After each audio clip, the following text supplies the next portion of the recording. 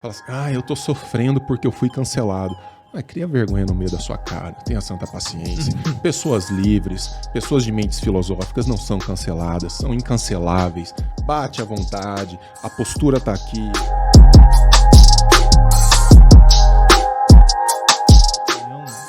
Eu quero entender do que adianta a gente ter uma ciência que nos ajuda a pensar se hoje a gente não pode falar o que pensa. Grande questão. Então, tem uma frase de Hegel que é interessantíssima, tá numa carta que ele mandou, não lembro agora para quem. De quem? Do Hegel. Do Hegel. Ele fala que quando os opostos perdem a capacidade de se articular, é aí que começa a filosofia. A filosofia tem, então, essa missão de entrar numa bagunça para tentar, né? Quase nunca consegue chegar ao fim da coisa, tentar resolver esse problema, né? E, então, portanto, numa confusão, é aí que a filosofia deve ser chamada. Chamada para quê? Bom, é porque é aí que estão os espantos, né? Ela começa com o espanto, com a admiração, quando nós entendemos que não entendemos algo que achávamos que entendíamos, né? A gente tem sempre aquela... Veja, na biologia a gente estuda o corpo tem a homeostase, né? Ele tende a estar em equilíbrio. A nossa mente também tende a estar em equilíbrio. A gente acaba inventando algumas justificativas para entender a realidade, para que a realidade não nos pareça muito assustadora. Então, se você for colocar uma lista de suas crenças, algumas são razoáveis, outras são só um remendinho que você colocou ali para satisfazer a sua necessidade de não morrer de susto diante da realidade. Só que, às vezes, a realidade faz um furinho ali e você se assusta. Em situações de crise é muito comum isso. A gente está um pouco assustado. Peraí, por onde caminhar? Para onde ir? E a filosofia é meio que um passo atrás nesse espanto para você olhar o panorama com mais tranquilidade, tentando respirar, né? Olhando aquilo com maior distância e, portanto, vendo os elementos, os pontos soltos. Para quê? Para voltar a enxergar a realidade com integridade e poder agir nela. Quando a coisa está confusa, a gente não pode nem agir direito. Não pode agir, porque a gente não está entendendo bem o que está acontecendo. Quando você começa a unir os pontos, a filosofia serve para isso. Quando você busca os fundamentos, você vai mais a fundo e consegue, então, ver onde as coisas se desligaram, é aí que você consegue agir. Então, a filosofia é importante hoje por isso. Agora, ainda que você não possa dizer, ainda que não possamos dizer, e hoje nós podemos dizer muita coisa ainda, graças a Deus, né? Graças a nós também, e apesar dos pesares, né? Mas ainda que não pudéssemos dizer, ou seja, a filosofia é útil ainda numa tirania completa. Ainda que as pessoas façam filosofia sozinhas no seu quarto, ainda que elas se reúnam clandestinamente nas catacumbas, ela é necessária. Né? Para quê? Para manter essa chama acesa, para manter aquilo que Hegel disse. A filosofia tem que renascer todo dia como o manto de Penélope. Ela é desfeita em algum momento, mas tem que voltar a ser feita. Né? Isso é fantástico. Eu tenho um amigo estudioso polonês, ele fala que durante a Segunda Guerra, a Polônia sendo castigada com ataques aéreos e o pessoal fazendo defesa de tese de doutorado no subsolo das universidades. Maravilhoso isso. Ou seja, precisamos disso. Isso acontece desde sempre.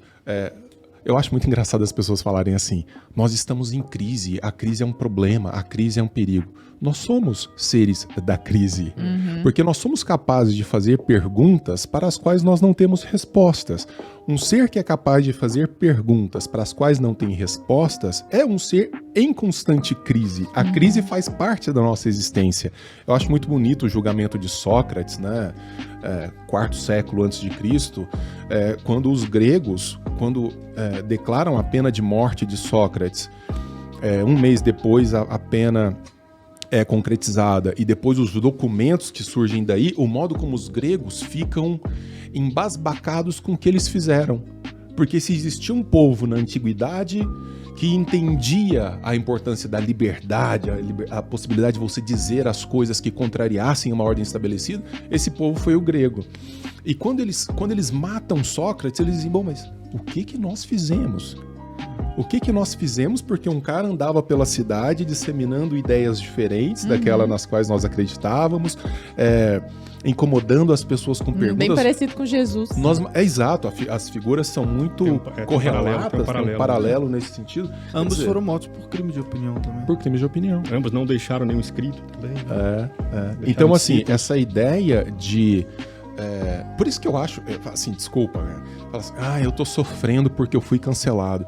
Cria vergonha no meio da sua cara, tenha santa paciência. Pessoas livres, pessoas de mentes filosóficas não são canceladas, são incanceláveis. Bate à vontade, a postura tá aqui, os princípios estão aqui. Estão acabando com a minha rede social. Vai para o mundo real, vai plantar uma horta, vai fazer alguma coisa. Estou sofrendo porque eu estou sendo cancelado. Isso é de uma imaturidade intelectual, de uma falta de convicção com relação àquilo que está fazendo. Vê se Sócrates estava preocupado, o cara falou, você vai morrer por conta disso. Aí entra algo que me parece absolutamente incompatível com o tempo no qual nós estamos vivendo. Às vezes a gente vê algumas pessoas fazendo uma análise a respeito da evolução do pensamento como se nós tivéssemos sempre vivido numa crescente de pensamento, né? E eu, assim, me parece que não é assim de jeito nenhum. Tá quase que numa decrescente. Mas algumas palavras que vocês dois usaram, até anotei aqui: racionalidade, maturidade, convicção. Então, todas essas palavras, né? Racional, racionalidade, pensamento, raciocínio, essas coisas todas são absolutamente incompatíveis com o cenário no qual nós vivemos hoje, em que o sentimento é muito mais aflorado. Então, assim, eu acho tão engraçado, isso se traduz nitidamente no vocabulário das pessoas. Sim. Então, por exemplo, eu tô sentindo de te falar um negócio, Denis. Tô sentindo. Você tá pensando, sabe? Eu sinto que eu fui maltratado. Não, ou você reconhece que foi maltratado racionalmente, porque o que é isso, sentir que foi maltratado, sabe? Então, assim, a impressão que eu tenho é que todas essas coisas que vocês estão falando, tipo, cara, em vez de sentir que ficou triste, porque, alguém te zoou na internet, pensa naquilo, age, vai plantar alguma coisa. Mas isso me parece uma cobrança incompatível com o espírito dos tempos. Sabe? Será que a gente não está cobrando uma maturidade de pessoas que não chegaram ali ainda? Mas sabe? eu acho que isso o daí caminho? a gente tem que deixar, assim, não há nada mais justo do que os idiotas sofrerem. Quem não pode sofrer são os muito não cancelável. idiotas. Você não pode nivelar por baixo. Não pode, cara. Então, assim, todo sofrimento para idiota é pouco. Então, assim, tá tudo doendo, tá tudo sofrendo e tal. Deixa falar dele. Agora, a gente tem que fazer o papel, eu acho, né, para quem se dispõe a fazer esse papel, de dizer, olha, precisa ser assim. Você dispõe de um aparato cognitivo que foi desenvolvido no curso do processo da evolução, que te dá ferramentas para você lidar muito bem com esses sentimentos e emoções que te machucam, para que você possa controlá-los em larga medida. Aliás, uma grande linha da história da filosofia ensina que o homem livre não é o homem que se deixa levar pelas paixões, pelas vontades e pelas inclinações. É o homem que controla, é o homem que domina essas paixões, é o homem que faz análises racionais desses sentimentos. Então, isso é liberdade, é disciplina no modo como você lida com isso que, num primeiro momento, pode te afetar. Mas como é que você processa isso? Eu, muitas vezes, se é um ensinamento estoico, eu não consigo mudar a realidade das coisas, mas eu consigo mudar o modo como eu reajo à realidade das coisas. Sobre isso eu tenho domínio. E se eu tenho um domínio racional sobre isso, todo esse sentimentalismo que me impede, inclusive, de pensar racionalmente sobre os fatos, ele começa a se afastar e começa a ocupar ali aquele espaço uma possibilidade de logos, de cálculo racional. Agora, por que a gente tem uma geração vindo por aí toda doente de cabeça? Meninos que fazem coletivamente, se cortam, menino que tá querendo se matar, menino que não suporta as pressões da vida. Porque a gente foi criando um mundo, vamos dizer, no universo da linguagem e dos sentimentos, que não é o mundo real. O mundo real, se você não construir certas cascas, né, como diziam os italianos, não fizeram o calo, não arde mais. Então, entendeu? Tudo é dor. Aí o jovenzinho cresce, toma a primeira dura do patrão, cara, vai chorar no Twitter. A gente está num país de que 1 em cada 4 passam fome. A gente está num país de desemprego avassalador. Os caras estão discutindo se é todas ou todes. Tenha santa paciência, isso lá é problema desde quando?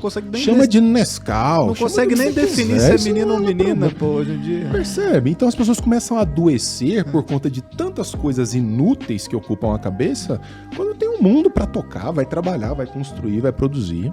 Mas o que a Lara disse é o seguinte, a gente não deve... Como é que vão cobrar dessas pessoas a maturidade, né?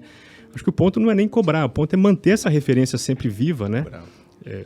A gente não pode deixar o padrão baixar, mas ter sempre exemplos de pessoas maduras, circulando por aí, participando dos debates. Isso é essencial. Não é possível cobrar das pessoas que sejam melhores do que elas mesmas, mas não podemos também evitar, e também esse é um grande problema hoje, evitar de mostrar às pessoas que são mais virtuosas para que elas sirvam de exemplo para nós. Sim. Isso também está fora de moda hoje, né? É ofensivo você ser falar melhor do que os outros, falar em virtude, falar em maturidade. Isso é ofensivo. Se quer falar, hoje podemos, né?